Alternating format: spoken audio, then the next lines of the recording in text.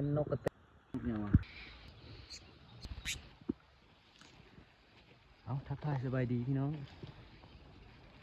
วันนี้มายามกับดักนกนำพานบุญมีเพิ่นมาวางไว้แต่เสาเลยครับไม่ได้มานำเพิ่นติดนกพี่น้องเงินมาเสิร์ฟกลับแล้วมันติดนกนำในพานบุญมีไปติดตามส้มน้ำกันพี่น้องว่าสิได้หรือไม่ได้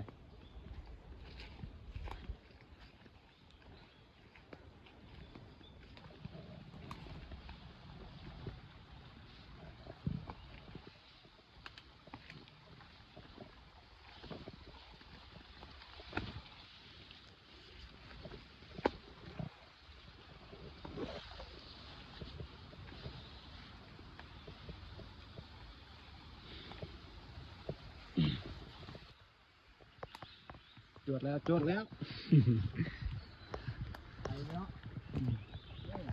มันอยู่พี่น้องมันอยู่ใช่นกไง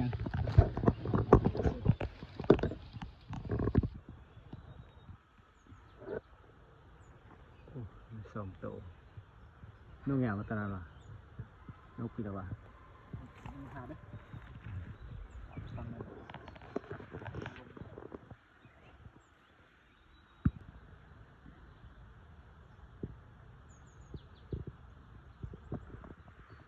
ตัวนี้เป็นนกกระเต็นวะคนสีเขียวๆนี่คนสีเขียวๆคนนกกระเต็นนี่ทางหลังนะ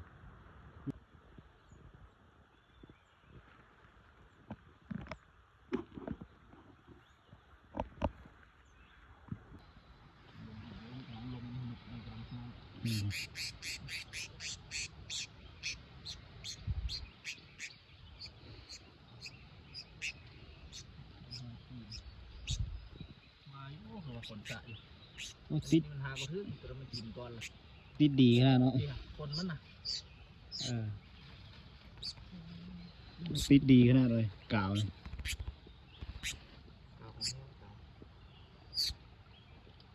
ติดนกน้อย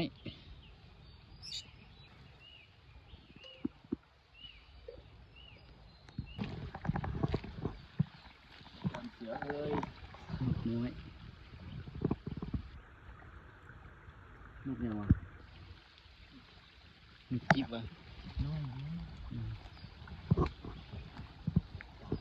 ขาก็ลง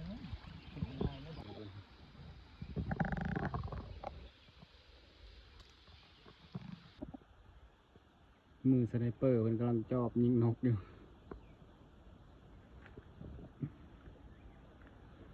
ปองนกไปลงกันเสื้อ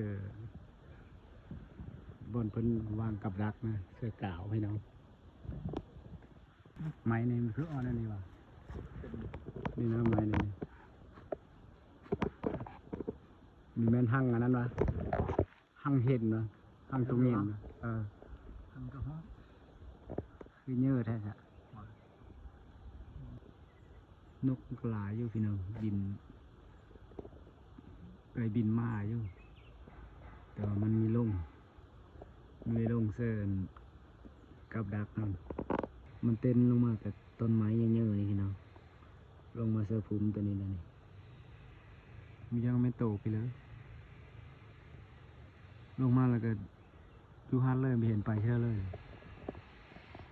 เชื่อใส่ไม่กระห้อง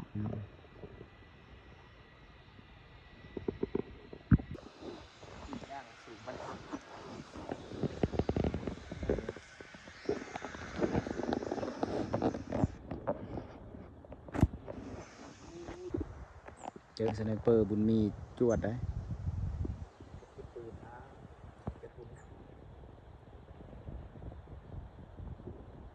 เจออันสไนเปอร์พานบุญมีจวดเลยโปงลางเลยปืนใช้ได้เนาะแป๊บนี่กระตุ้นจะไปทางไหนไม่รู้กระตุ้นตอนนี้พานเพิ่นกำลังลกคนมันพี่น้อง